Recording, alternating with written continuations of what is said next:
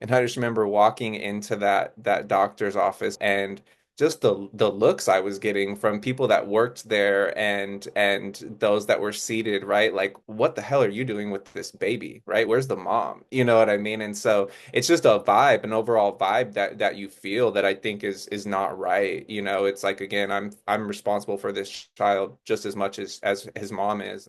Thank you, Stephen and Robert, for being here this afternoon and being open to share a little of your story, your why, and how the WIC program can help. So I'll start with Stephen, if you don't mind. My name is Stephen Thibert. I'm a single father of a four and a half, close to 4.5 year old son. I reside here in Washington State on the western side of the state. I am involved in parent leadership both on the local and the national level in a bunch of different initiatives that I won't waste a bunch of time spelling out here, but been involved in parent leadership and fatherhood advocacy for going on close to 4 years now. As a father parent, if you wouldn't mind sharing with us a reflection about your early relational health, your first meaningful interaction and that experience with your child. My early relational health, I definitely remember it because it was the first time I honestly cried with holding my daughter. I remember calling my parent, my mom, and telling her at the time, I'm so sorry. I finally get it, why you told me, wait till you become a parent. I finally was saying, I'm sorry for back talking. I'm sorry for sneaking out. Um, for me, I think that is the first time I realized how much, love I had, and I was hooked. Yeah, so I love this question. It always brings me back to that moment, right? And like, and try not to get too emotional here, but we did a home birth with my son when his mother and I were still together, and actually took place in the bedroom right next to this office. And so when he had finally, it was a very quick labor. He was like, gosh, she had to take castor oil to induce herself, right? Because he was like close to 2 weeks late. But man, the greatest moment in my life was like seeing him come out into that water, right? And then like the first thing I remember, he was put on her chest, and I just put my finger out, and he wrapped his hand around my finger, and it was like just the most beautiful moment. And I knew right then that my life had changed forever, and the connection I felt to this child was more meaningful than anything I've ever felt. And speaking to your point, Jose, is like.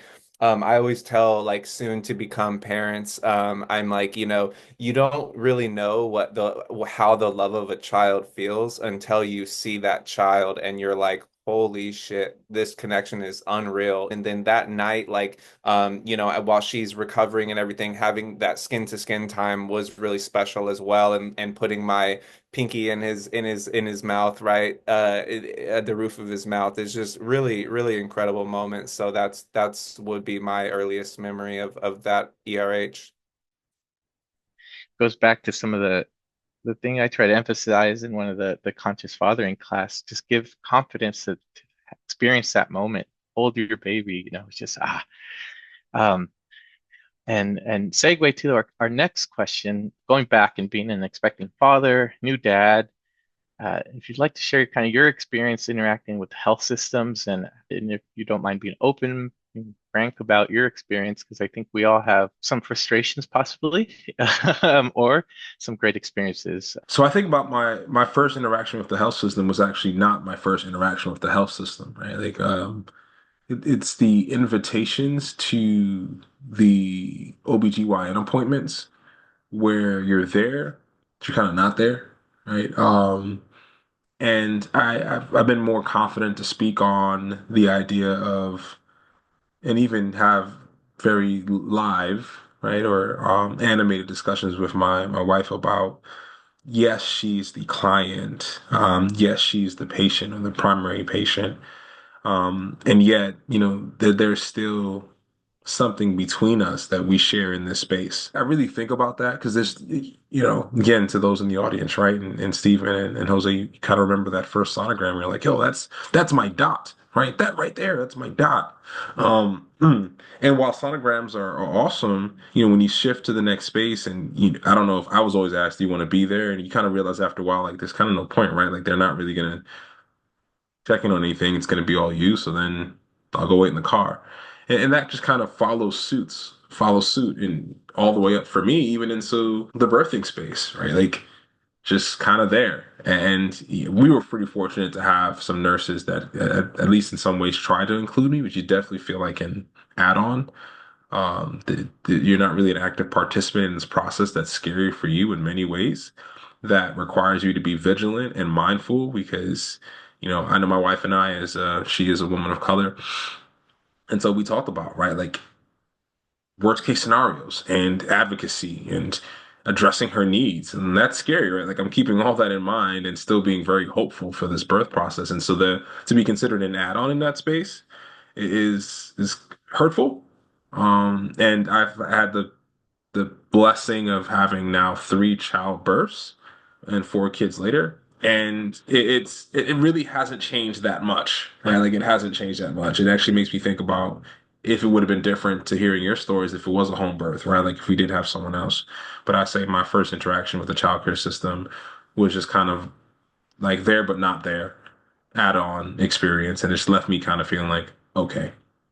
Wow, definitely brought up some some thoughts and emotions with me, man. But sure, some of us are sitting here thinking back to those moments a little different. Very similar to what Rob went through or what he was feeling. I remember before we had found our midwives, which was a so-so experience, and I'll get into that. But we had a couple of OBGYN appointments at the PCP or whatnot, and I just remember, just like Rob mentioned, like pretty much being an afterthought. Like, hey, go sit in this corner. We're not going to ask you any questions about you. We're only going to focus on her. We're not going to ask you any input on her. As Rob said, it's a bit hurtful. It's also like just makes you feel like an outsider. Makes you feel like I made this thing too. I'm 50-50 responsible for this thing, you know?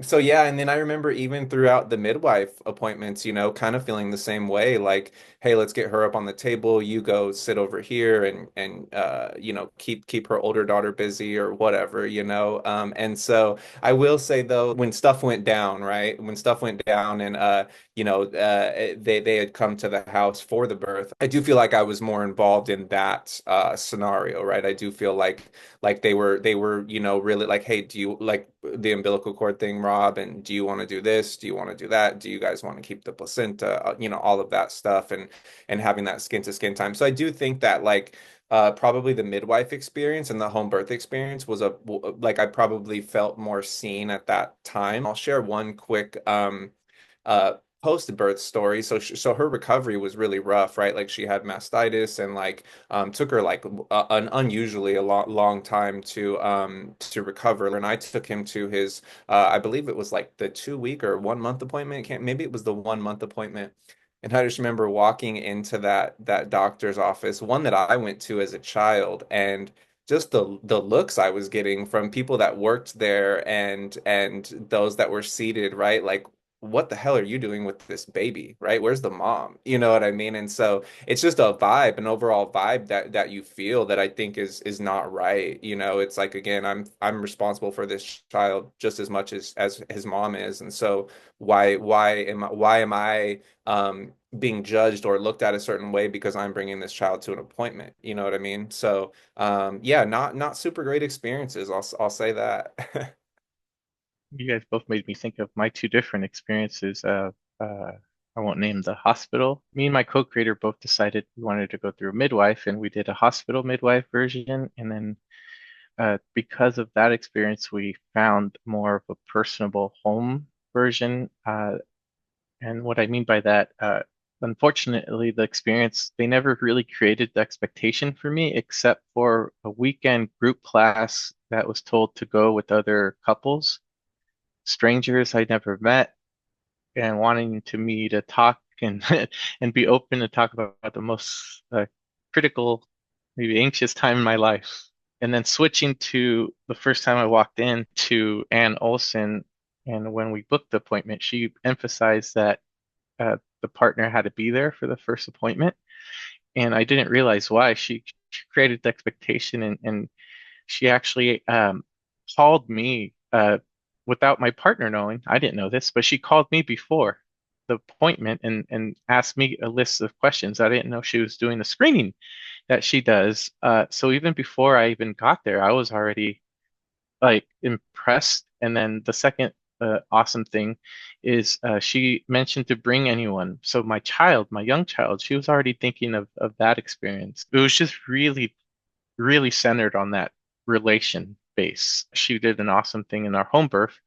She told me, she's like, she gave us the first bracelet gifts for the two sisters that I was like not even thinking of that bond, right? She's like, so big sister has, a bond as well. But with that, going down to our last question here, gentlemen, any suggestions you have for the social, I always call them our society community angels, our WIC workers, how they might have some influence, how they might be able to facilitate, the growth of early relational health in fathers. I definitely have some suggestions being in the WIC program, but I want to hear your input. Well, one thing that comes to mind, Jose, and I'm sure you can speak to, is utilizing the WIC, the dad's toolkit, right? I think there's some great tools in there that can be utilized. I think for me, I just think about really understanding early relational health so that you can explain early relational health, right?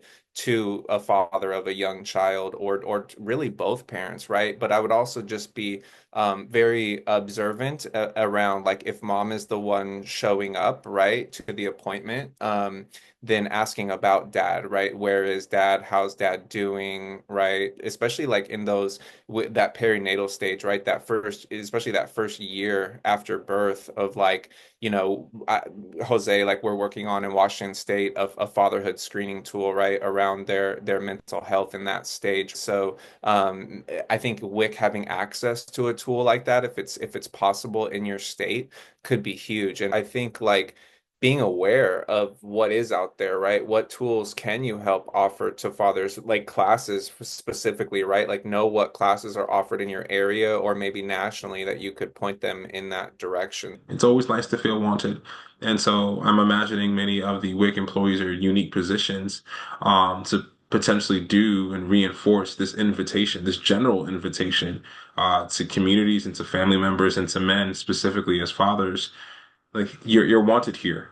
You're not an add-on thought, right? You're not just here for anything else besides the value that you being a father provides to a life. I'm going to piggyback that because I think the biggest thing I would like to emphasize is expectation and knowing that if you expect dads and father figures and caregivers to show up, we show up. And what I mean by that, creating story times for dads, breastfeeding classes for dads. Some of the classes that I show up, I'm amazed the knowledge of knowledge that they come with that I honestly sometimes don't do nothing but just repeat. Information's out there, and sometimes systems have become, some of the barriers or gatekeepers, and it's just amazing to me the lack of expectations sometimes. And I go back to some of those WIC my lifetime memories of sitting there with families from Los Angeles to Seattle, and just my experiences with those families. And then um, I get most when I run into the families, right? It's just so beautiful seeing them grow and still have that bond. And it's just like, wow, that's early relational health, and just being able to just be a glimpse into their life of it is so beautiful.